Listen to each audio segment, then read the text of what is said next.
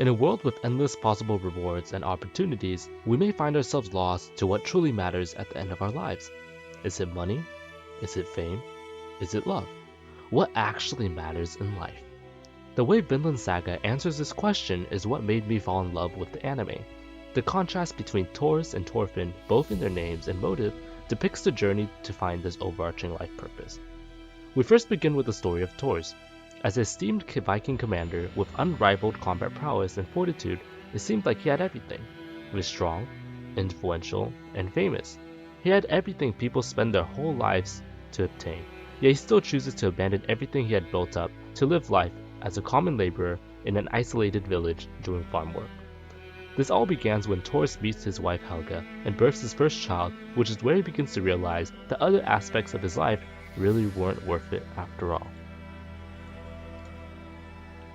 Though this is simply the stereotypical story cliche of dropping everything for the sake of love. But that's not what makes the story interesting. Rather, it's the diverging parallels between Thors and Thorfinn. In contrast with Thors, who grows to understand himself and his realization of what is truly important to him, Thorfinn represents the ignorant pursuit towards concepts idolized within the world of Vinland. Drawn by the romanticization of violence and war as shown throughout the youth from the village, Thorfinn takes it upon himself to avenge his father to relieve himself of the guilt from causing his father's death. Unknown to Thorfinn, Thors would probably have wished for Thorfinn to just return to his mother and sister and live a peaceful life. Though of course blinded by revenge and emotions, Thorfinn fails to realize the feelings behind Thor's self-sacrifice. This dichotomy between living life knowing what is important versus not can be bluntly represented through Thors leaving the battlefield to be with his family, whereas we see the opposite in Thorfinn, who leaves his family to now join the battlefield. We can see the same concept Thorfinn displays within everyday life. From obsessing over Instagram followers to who has the best cars, the best house, the most amazing party life, we as humans are blinded by this wish to live life correctly. But correctly to whom? Funnily enough, most of the time, these pursuits fail to capture the true end goal of life.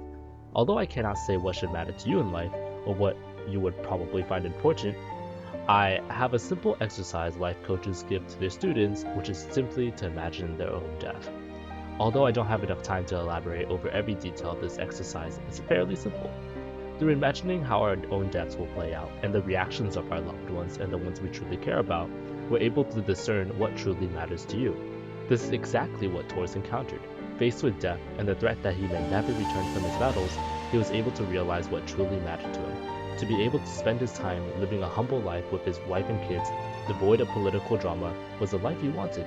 Yes, simple, but to him, that was all he needed in life. And with that, he lived his ideal to his very death.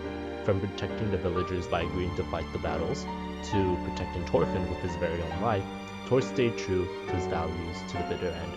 And I'm sure, although he died knowing that he was able to give his life for what truly mattered to him.